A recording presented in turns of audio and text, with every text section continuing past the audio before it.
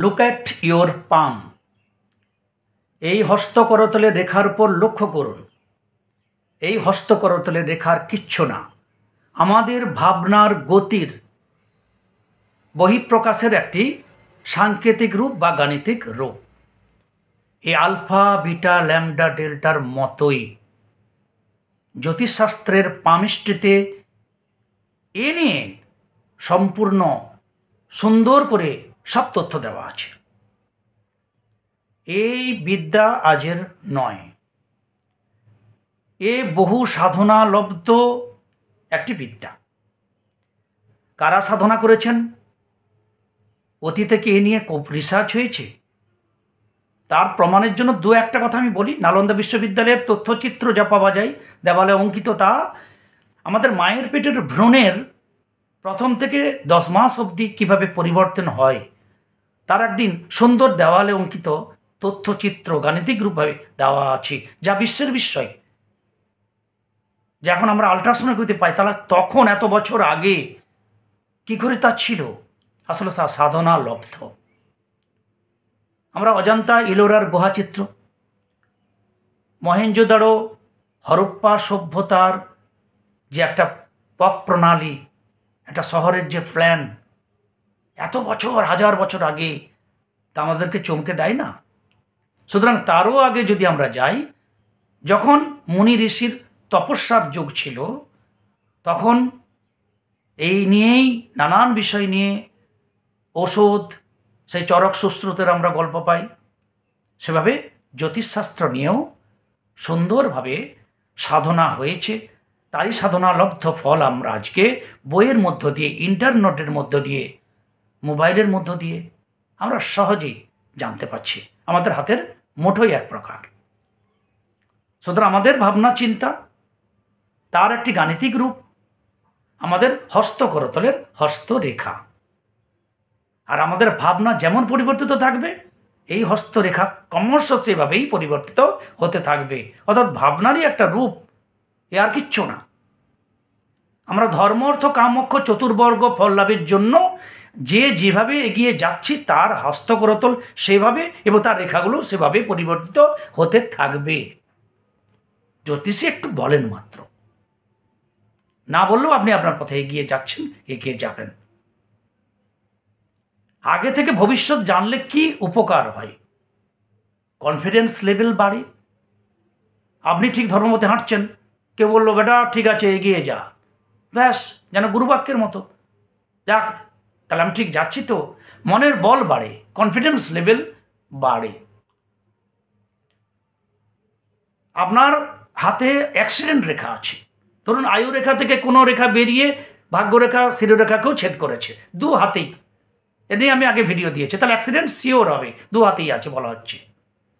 তাহলে আপনাকে যদি আগে থেকে বলা হয় যে আপনি ওই সময় বিপদ আপদ আছে, আপনি উঁচু জায়গা থেকে পড়তে পারেন, গাড়ি ঘোড়া থেকে পড়তে পারেন, কোথাও থেকে হঠাৎ বিপদ আপদ হতে পারে, তাহলে ওই সময় একটা সাবধানতা অবলম্বন করা উচিত, একটু শরণাগত হয়ে চলা উচিত, কিছু জ্যোতিষ প্রতিকার করে চলা উচিত।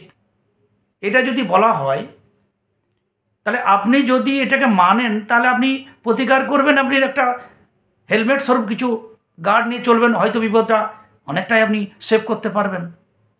আর যদি নির্দিষ্ট আপনার কপালে থাকেই, তখন আপনার এরকম মনে হবে, যদি জ্যোতিষী বলে মনে হবে জ্যোতিষ যদি বলতো ঠিক, তারা দরে দরে মাগতো না ভিক, মানে এই ধরনের গল্প বলেই আপনি চলে যাবেন। হ্যাঁ, জ্যোতিষী আবার সব বলে নাকি ঠিক? আমার তো গাড়িই নেই, আবার আমার গাড়ি দুর্ঘটনা হবে, এরকমও বলেছে। আবার লোকের গাড়ি নিয়ে এমন চালিয়েছে, নতুন গাড়ি দেবে না তবু দিল, ব্যাস একটু চালিয়েছে, সেই যে যা গেল শেষ গেল, এমনও ঘটনা ঘটেছে। সুতরাং জ্যোতিষশাস্ত্র আমাদেরকে আগাম তথ্য দেয়। জ্যোতিষশাস্ত্রের শিক্ষা আমাদের প্রত্যেকেরই হওয়া উচিত। যদি একটু ভাবনা, একটু এর সম্বন্ধে ভাবেন, একটু শিক্ষা অর্জনের ইচ্ছা করেন, তাহলে আপনি ঘরে বসে আরামসে জ্যোতিষ সম্বন্ধে অনেক কিছু তথ্য পেয়ে যাবেন। আপনার হস্তকরতলের মধ্যে সমস্ত গাণিতিক রূপ সুন্দরভাবে ফুটে উঠেছে, যা অবাক অক্ষর মতো শেখা যায়। এই আমাদের আয়ু রেখা, এই আমাদের শিরোরেখা, বুদ্ধি, বৃত্তি, ব্রেন, এই আমাদের হৃদয় রেখা, হৃদয়, হার্ট। আবার পাশ্চাত্য মতে আয়ু রেখা বলা হয় কেন না, হার্ট যখন স্টপ হয়ে যায় তখনই আমাদের মৃত্যু হয়, তাই পাশ্চাত্য মতে এটাকে হার্ট রেখাকেই বলা হয় আয়ু রেখা। যা যেমন তেমন। তাহলে আপনি পড়লেন যে এই পর্যন্ত আয়ু রেখা, তাহলে আমাদের 25-30 বছর আয়ু, এখান পর্যন্ত হলে সেটা 50-60 বছর আয়ু, এখান থেকে হলে সেটা 75-80 বছর আয়ু। আর পূর্ণ হয়ে এখান পর্যন্ত যদি এই ছেড়ে যায়, আমার তো নেই সাধারণত কত বছর বা 70-75 কী বলে, আর এখান পর্যন্ত যদি চলে আসে কোনো রেখা, কোনো শাখা রেখা, তাহলে সেটা 100 বছর বলে পূর্ণ আয়ু। আর এখানে যদি এই রেখা পুরো এখান পর্যন্ত আসে তা পূর্ণ আয়ু। এখানে যদি একটা পরিষ্কার রেখা নেমে আসে তাকে বলা হয় রবি রেখা, সানলাইন, যশ প্রতিষ্ঠা, সাফল্য হবে। ফেড লাইন বা ভাগ্য রেখা থাকলে আপনার ভাগ্য আছে, সাফল্য হবে। এখন নয়তো কী হয়েছে, একদিন তার যে সময় প্রমিনেন্ট সে সময় তার ফল পাবেন। আপনার ভাবনা খুব সূক্ষ্ম, সৎ পথে সৎ ভাবনা নিয়ে হাঁটছেন। যারা সৎ পথে সৎ ভাবনা নিয়ে, ঈশ্বরমুখী মন নিয়ে, আধ্যাত্মিকতার মন নিয়ে হাঁটবে, তাদের হাতে পরিবর্তিত হয়ে উঠে যাবে। এখন দেখবেন প্রথমে দুটো রেখা, একটা রেখা এরকম করতে করতে এখানে একটা স্কোয়ার হবে। অনেকের হাতে আছে, বহু মানুষের হাতে আছে। এই বৃহস্পতিদের স্কোয়ার এমনি হয় না, সৎ ভাবনা সৎ চিন্তা নিয়ে হাঁটলে হবে। যারা চোর ছেঁচোর, যারা ধাপ্পা দেয়, লোকে ধার দিয়ে পয়সা দেয় না, তাদের হাতে বৃহস্পতিতে স্কোয়ার থাকে না। যারা অনেক ঠকেছে মানুষকে ধার দিয়ে, তাদের হাতে থাকতে পারে। আপনি সৎ পথে হাঁটছেন, আপনার হাতে থাকতে পারে। এই বৃহস্পতিতে স্কোয়ার এমনি এমনি মায়ের পেট থেকে হয় না, পরে হয়। এই বৃহস্পতিতে ক্রস, স্কোয়ার, এই আমাদের চলার পথে হয়। ধর্মপথে হাঁটছেন আপনি, ঠিক আছে, বৃহস্পতির ক্রস আছে, স্কোয়ার আছে, মানে ব্যাস। বৃহস্পতির ক্রস এবং স্কোয়ার দুটোই থাকলে বুঝতে হবে আপনার ধর্মপথে হাঁটা ঠিক আছে, আপনি হাঁটবেন। এমনকি আপনার স্ত্রী বা স্ত্রী থাকলে স্বামী আপনাকে এই পথে আপনাকে সাহায্য করবে, একই পথের অনুরাগী হবেন, এমনও হতে পারে, এমনও হতে দেখেছি। সুতরাং আমাদের হস্ত করতল হচ্ছে সেই সূক্ষ্মরূপ যে আমাদের মনের গতিরই একটা বহিঃপ্রকাশ। যার যেমন ভাব তার তেমন লাভ, একটা কথা আছে। সুতরাং আপনি যেভাবে ভাববেন, আমি আগেই বলেছি ধর্ম, অর্থ, কাম, মোক্ষ। আপনি যদি সৎ প্রতিশোধ, সৎ ভাবনা নিয়ে হাঁটবো, আমি কাউকে ঠকাবো না, একটু তার শরণ নিব, এই ভাবনা নিয়ে আমরা যখন হাঁটি, তাকে সৎ সৎ চিন্তা, তার মধ্যে অসৎ ভাবনা থাকবে না। তিনি সৎ পথে চলছেন, তার ধর্মভাবের বহিঃপ্রকাশ হবে। তার হাতে বৃহস্পতি, চন্দ্র, সমস্ত গ্রহ মাউন্ট একদম অন্যরকম পরিবর্তিত হতে থাকবে। ধনুর্বাণ, মৎস্য চিহ্ন, চতুষ্কোণ চিহ্ন, পতাকা চিহ্ন, এই ধরনের নানান রকমের সামুদ্রিক চিহ্ন তার মধ্যে আস্তে আস্তে ফুটে উঠবে। এটা ফুটে ওঠার অর্থ আপনি ঠিক পথে হাঁটছেন, এগিয়ে যান। এই সাংকেতিক গ্রুপ যারা জানে তারা এটাই বলবে। আপনি ধর্মবাদ দিয়ে কামনার পথে, ধর্ম, অর্থ, কাম, মোক্ষ, অর্থ লাভেরই পথে আগে ধরি। অর্থ কিনুক কিনুক, যেভাবেও আমি অর্থ লাভ করব। এখন সৎ পথে যদি অর্থ লাভের ভাবনা নিয়ে হাঁটেন, তখন আপনার গতি প্রকৃতি সৎ সৎ হবে। এখন কষ্ট আছেন, কিন্তু আপনার টার্গেট সৎ পথেই আমি হাঁটবো, যত দৈন্য দশা কষ্ট আসুক। তারা সেই পথে হাঁটতে হাঁটতে আপনার সেই অনুযায়ী মানি প্রবলেম সলভ হবে, তার চিহ্ন ফুটে উঠবে।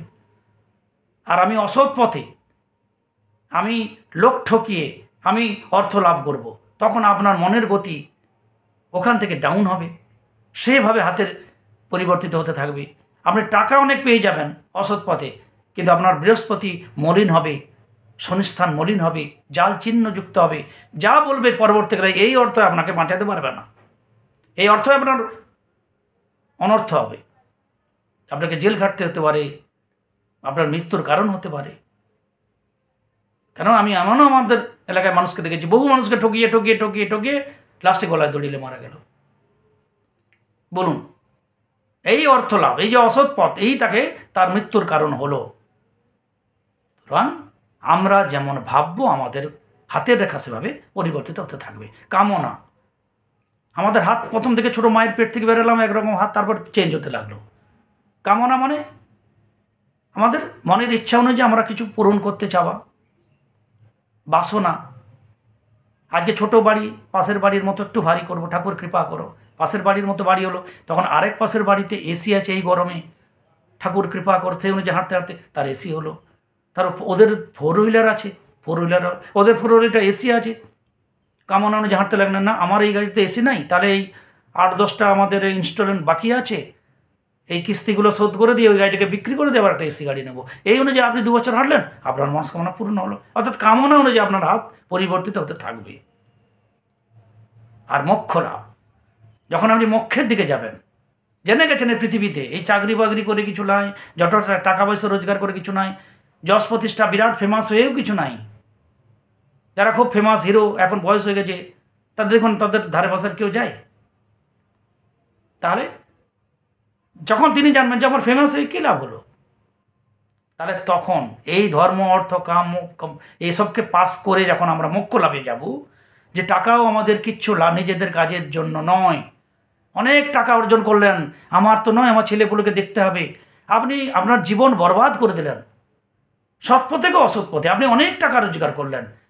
যখন দেখলেন মৃত্যুর কালে যে আপনার এত কষ্টের অর্থ, যা জীবন বরবাদ করে তৈরি করলেন, এত অর্থের একটা কাঁড়ি পাহাড়, আপনার পুত্র পৌত্র তারা অলস হয়ে আপনার এই অর্থকে ভোগ করছে, তারা নির্দ্বিধায় এই অর্থকে ধূলিসাৎ করে দিচ্ছে। আপনি নিজেই মৃত্যুকালে দেখলেন যে আরে এত অর্থ কষ্ট করে আমার সঞ্চিত ধনরাশি তোরা শেষ করে দিলে এইভাবে। হে ঈশ্বর, আমার এই অর্থ লাভ করে সঞ্চয় করে আমার কী হলো? ওইখান থেকে আপনার মোক্ষ লাভ শুরু হলো। কিন্তু যে যে আগে কামনা ছিল যে যেন প্রকার আমাকে অর্থ লাভ করতেই হবে, হ্যাঁ সেই অনুযায়ী আপনার হাতের মূর্তি জ্যোতিষী তখন আপনাকে বলবে হ্যাঁ আপনি সামনে প্রচুর অর্থ পাবেন। এই তো আপনার কলসি চিহ্ন হয়ে গেছে, আপনার হস্তি চিহ্ন হয়ে গেছে, হাতির চিহ্ন, আপনি কোটি কোটি টাকার মালিক হবেন। আপনিও ফুলে ফেঁপে গেলেন, সত্যি সত্যি কোটি কোটি টাকার মালিকও হলেন। তারপরে শেষকালে যখন দেখলেন আপনার টাকা আপনার নাতি পুতি সবাই বাজে খরচা করে টাকাগুলোকে উড়িয়ে দিচ্ছে, ধ্বংস করে দিচ্ছে, এত কষ্টের কোনো মূল্য নেই, তখন আপনি হাই হতাশ করলেন যে আমার জীবনটাই বরবাদ হয়ে গেল এই টাকা সঞ্চয় করতে গিয়ে, যা এরা এদের মূল্য বুঝলো না, উড়িয়ে দিল। তখন হে ঈশ্বর বলে কাঁদলেন। তখন আপনার মতিগতি পাল্টাতে লাগলো। তখন বলে আমার কেউ ধর্মপথে উন্নতি হবে জ্যোতিষবাবু, একটু দেখুন। তখন জ্যোতিষবাবু দেখুন হ্যাঁ আপনার একটু পরিবর্তন হচ্ছে, এই তো বৃহস্পতি ভালো হচ্ছে, বৃহস্পতিতে ক্রস হচ্ছে, তাহলে আপনার ধর্মের পথের যে সমস্ত মুভমেন্ট তৈরি হচ্ছে, আপনার ধর্মপথে উন্নতি হবে। অন্তত এই জন্য আপনি শান্তি মরলেন, পরের জন্ম ওখান থেকে আবার শুরু হলো। কারণ আমাদের শরীরে হচ্ছে বাসাংশ জীর্ণানি যথা বিহায়, তাহলে আমাদের এই শরীর বস্ত্রের মতো আমরা ত্যাগ করি, আমরা আত্মা স্বরূপ। সুতরাং জ্যোতিষশাস্ত্রের সঙ্গে আধ্যাত্মিকতার একটা বিরাট মিল আছে বন্ধুরা। এই বলতে গেলে অটোমেটিক এ চলে আসে না। জ্যোতিষ মানে আমরা যারা ভবিষ্যৎ জানতে চাই, এই ভবিষ্যৎ জানতে জানতে আমরা যে যেমন সেভাবে জানতে চাই। যে অর্থ লাভ করার জন্য সে জ্যোতিষ বলুন না কবে টাকা পয়সা আসবে। যিনি ধর্মমতে আসছেন তিনি বলুন আমি আমার ঈশ্বরের কৃপা হবে তো একটু বলুন না। যার কামনা বাসনা আছে, আজকে এই কামনা আছে কালকে এই কামনাটা পূরণ হবে তো। আমরা আমাদের ভাবনা চিন্তা অনুযায়ী হাঁটি, সে অনুযায়ী আমাদের হস্ত করতলের রেখাগুলোই পরিবর্তিত হতে লাগে, এটাই সত্য কথা। সুতরাং আপনার নিজের হাত আপনি নিজে লক্ষ্য করুন, আপনার ভাবনা অনুযায়ী হাতের পরিবর্তন আপনি নিজেই দেখতে পাবেন। আপনার হাতটা যদি প্রত্যেক দিন লক্ষ্য করেন বন্ধুরা, বেশি নয় 3 মাসের মধ্যে আপনার হাত যে কত জোয়ার বাটা খেলছে, হাতে যে কত এলোমেলো রেখা তৈরি হচ্ছে, ডিলিট হচ্ছে, কত ভালো রেখা তৈরি হয়ে যাচ্ছে, সাংঘাতিক চিহ্ন হচ্ছে, আপনি নিজেই জানলে অবাক হয়ে যাবেন। আজ থেকে ভালো করে লক্ষ্য রাখুন, দরকার করতলে ছাপ তুলে রাখুন, ছবি তুলে রাখুন, প্রত্যেকটা মুহূর্ত লক্ষ্য করুন প্রত্যেক দিন। আপনি 3 মাস পরে আমাদের হাতের যে পরিবর্তন হচ্ছে ননস্টপ, জোয়ার ভাটার মতো সমুদ্রের, আপনারা নিজেরাই দেখতে পাবেন। ওই জন্য নিজের হাত নিজে দেখুন, ভালো করে লক্ষ্য করুন আপনার হাত। চলুন ঠিক পথে, আপনার যেমন ভাবনা নিয়ে চলতে থাকুন, আপনার হস্তকরতল বলে দেবে আপনার ভাবনার সাফল্য হবে কি না। সুতরাং এই ছিল যে আপনার নিজের হাত নিজে দেখুন, আপনার সাফল্য রেখা, আপনার যশ প্রতিষ্ঠা, আপনার সমস্যা, অর্থ সমস্যা, আপনার চলার গতিপথ আপনি নিজেই বুঝতে পারবেন। এই ছিল আমার আজকের আপনাদের শেয়ার করার তথ্য, যে হস্ত করতলে রেখাগুলো আসলে কি, আসলে আমাদের ভাবনারই একটি গতিরই সাংকেতিক রূপ, যা জ্যোতিষশাস্ত্রের পামিস্ট্রিতে পুঙ্খানুপুঙ্খভাবে বলা আছে। সবাই ভালো থাকুন, সঙ্গে থাকুন। জয় গুরু, জয় গুরু।